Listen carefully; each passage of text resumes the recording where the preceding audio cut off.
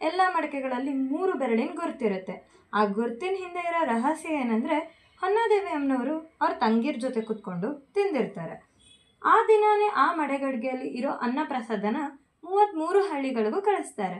ಎಲ್ಲ ಮನೆಗಳಲ್ಲೂ ಅದನ್ನ ಹಂಚ್ತಾರೆ. ಅದು ಕಳೆದು ಒಂದೇ ದಿನಕ್ಕೆ ಅಂದರೆ ಗುರುವಾರದ ದಿನ ತೇರಿನ ಹಬ್ಬ ಮಾಡ್ತಾರೆ. ಅಂದರೆ ತೇರಿಗೆ ಪೂಜೆ ಮಾಡ್ತಾರೆ. ಆ ದಿನ ಎಲ್ಲರ ಮನೇಲೂ ಕೂಡ ಸಿಹಿ ಮಾಡ್ತಾರೆ. ಶುಕ್ರವಾರದ ದಿನ ತೇರು ಎಳಿತಾರೆ. ತೇರಿಗೆ ಬಾಳೆಹಣ್ಣು ಹಾಕ್ತಾರೆ. ತೇರು ಪೂಜೆ ನಡೆಯುತ್ತೆ.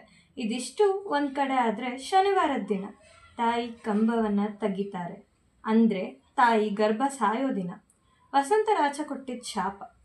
ಕಂಬ ಹಾಕಿದಾಗ ಹೊನ್ನಮ್ಮದೇವಿ ಗರ್ಭಿಣಿ ಆಗ್ತಾರೆ.